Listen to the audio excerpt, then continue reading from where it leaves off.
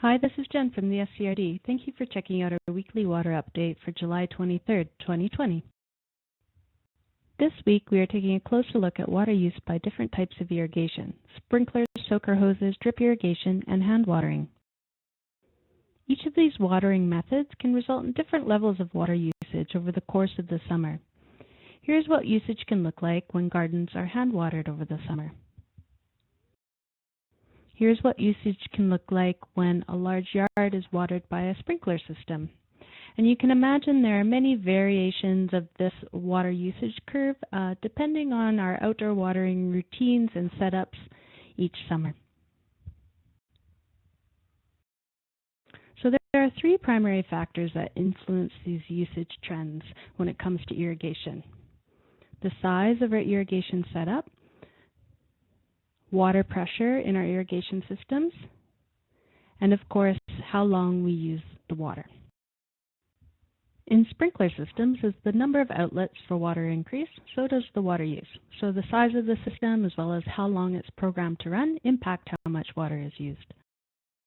Similarly, soaker hose water use depends on the length of the hose as well as duration of use. Because soaker hose use is less noticeable in our yards, soaker hoses can often be left on overnight, even over many days, which can lead to high levels of water use. Drip irrigation differs from traditional sprinklers and soaker hoses by regulating the water pressure entering the hoses. These systems are often set to operate at 25 psi, so less water is released each unit of time it's used. Lastly, watering by hand has just one outlet for the water, and it's typically used for shorter periods of time, so we see lower water use with hand watering. So that brings us to our question of the week. I feel that when I'm watering by hand, I'm using just as much water as sprinkling. Can we look at water use and see if this is the case? To tackle this question, I did a quick experiment at home. You're welcome to do the same or sign up for our monthly water use update and see the water use at your property. This experiment is just an example, as the type of equipment and water pressure at your home will give you slightly different results. So for each irrigation type, I connected to the garden hose at the side of my house, so not super high water pressure, and unfortunately I haven't measured the actual water pressure. I ran and timed each irrigation type for 10 minutes, and I measured the volume of water that was used with this simple water meter you see on the right that attaches to the hose. Now this device is in no way equivalent to the water meters we use for our water service connections, but it's a convenient tool for estimating water use. We use it to see how much water we use for our chickens and for our veggie garden. It's a great way to keep track. Okay, so let's run this timer for our first example, the sprinkler, the simple standard sprinkler on the left there, and see how much water is used in 10 minutes.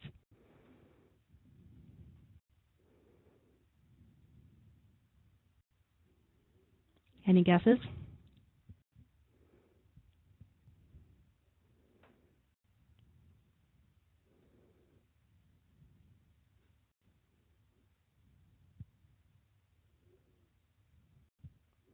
So there we are, 131.6 liters, so just under, or just over, I should say, 13 liters per minute when running this standard sprinkler.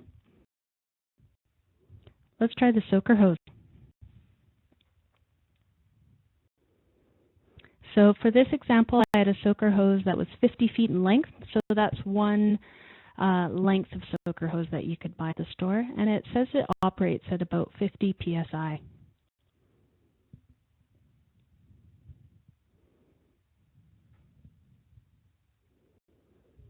82 liters in 10 minutes, so about 8 liters per minute for a 50-foot length of soaker hose.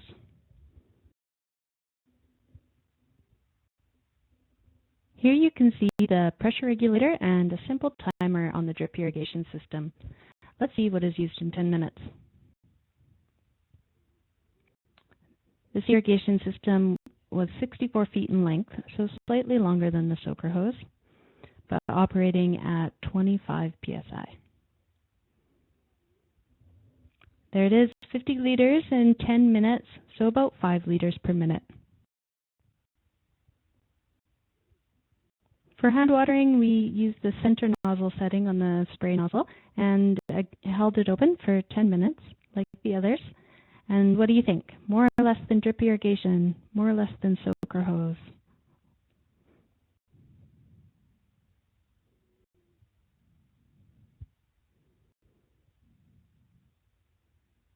There it is, 55 liters in 10 minutes, or about 5.5 liters per minute. If I used each of these irrigation methods for 2 hours, here's the resulting water consumption.